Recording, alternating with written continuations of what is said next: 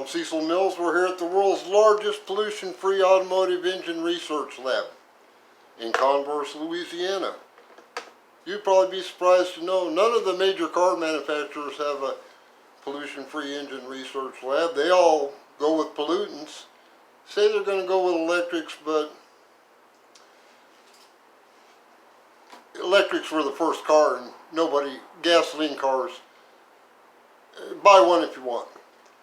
Today I'm going to show you what I think is going to be the future of cars. And it's this stuff right here. We could have pollution-free engines that actually better than pollution-free.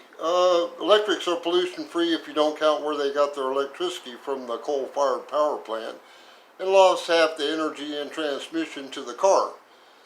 But there's one thing that's not talked about, and this powered the world's fastest cars. The land speed record holder, the Blue Flame. You can see all this on YouTube.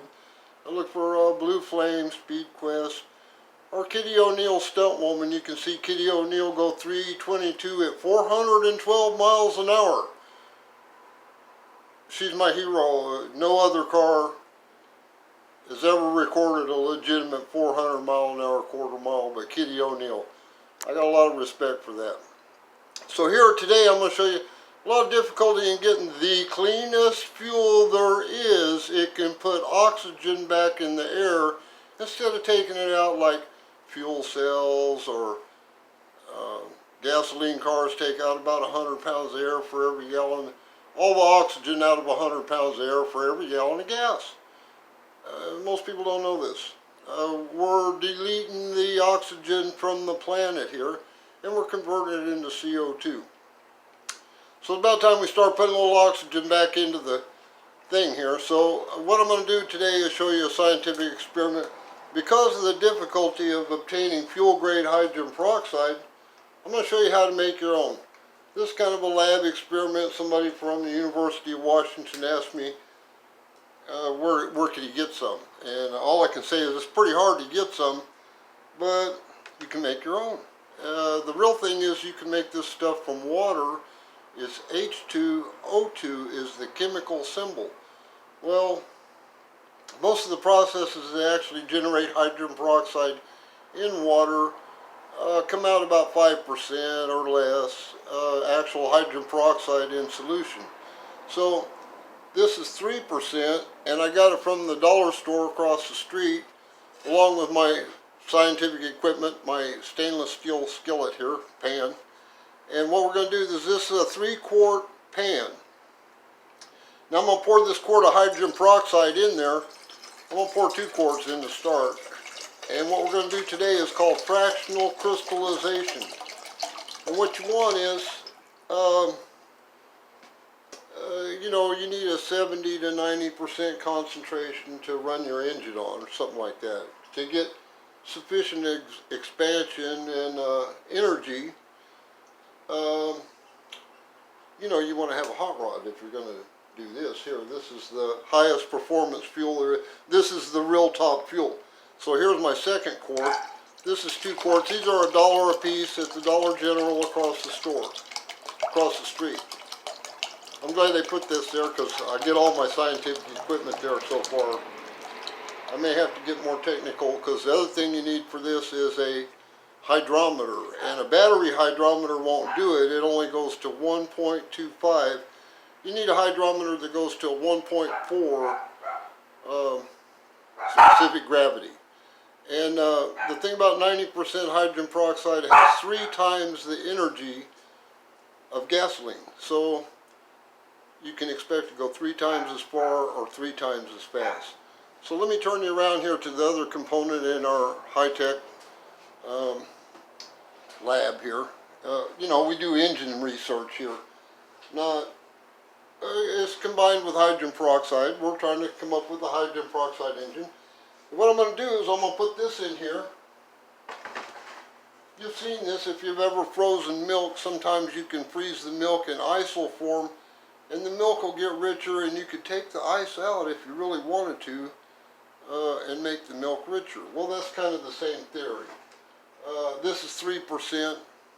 I'll keep checking it. I'll keep making a video. I'll keep you updated on how this is going. I haven't never tried this. I have tried a couple other methods, including a solar still. And the problem with heating hydrogen peroxide is at a certain point, hydrogen gas starts to be released.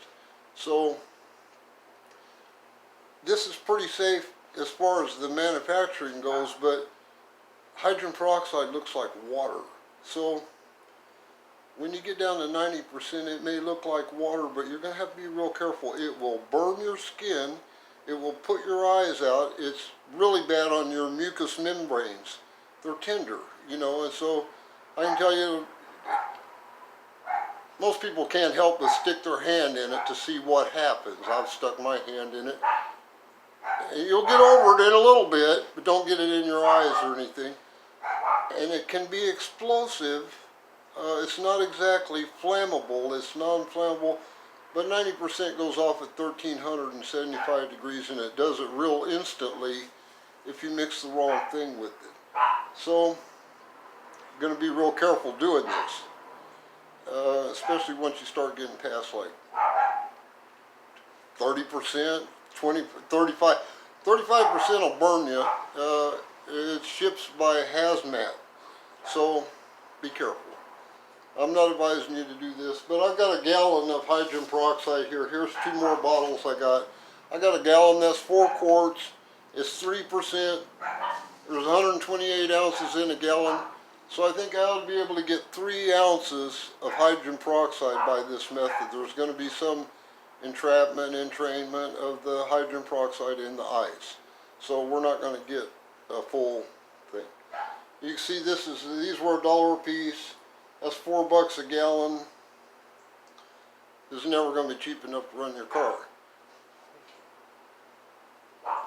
This is one of the cheapest possible fuels there is to make, because you can make it from sunshine and water. UV rays and sunshine, or water, you know, and UV rays, or sunshine, whatever. Basically solar energy. You can use solar energy directly, like UV rays shining on titanium dioxide or something like that, or you can use electrolysis, I like that, with electrolytic solar cells, or what do you call them, electric solar cells. And so if you have electricity and you have the electrolysis equipment, you can make 5% and then you concentrate it like this, or one of the other ways. There's dozens of ways to concentrate hydrogen peroxide.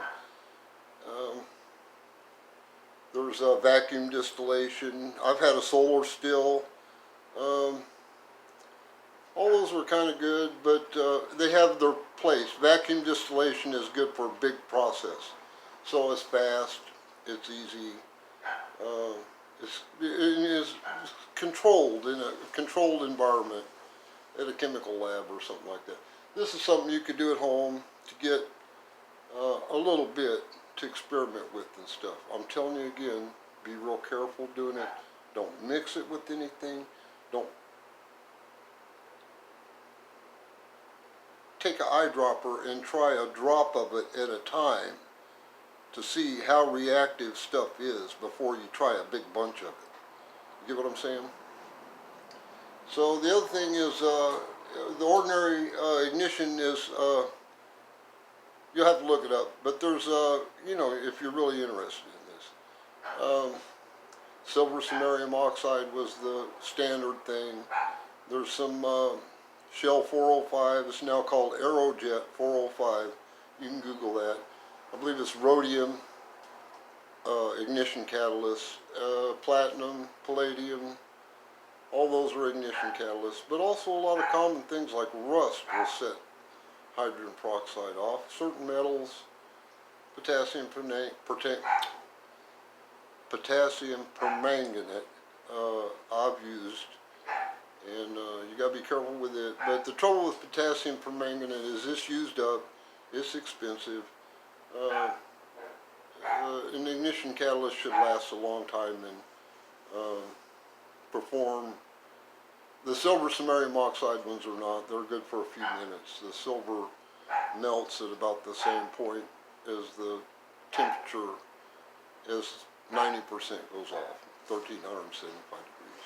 So here we are. I got 2 quarts of this hydrogen peroxide in here, and we'll come back. I'll just make a quick video once in a while, and when I take the ice out, and we'll see how we're doing.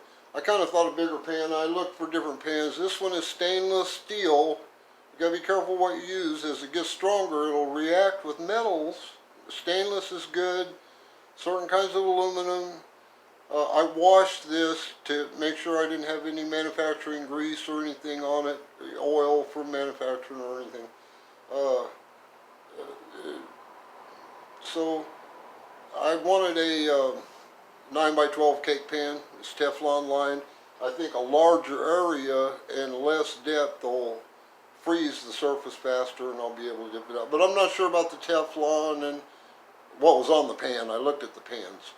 But if you have a larger surface area and less depth, you'll probably get faster freezing. So I don't know how long this will take.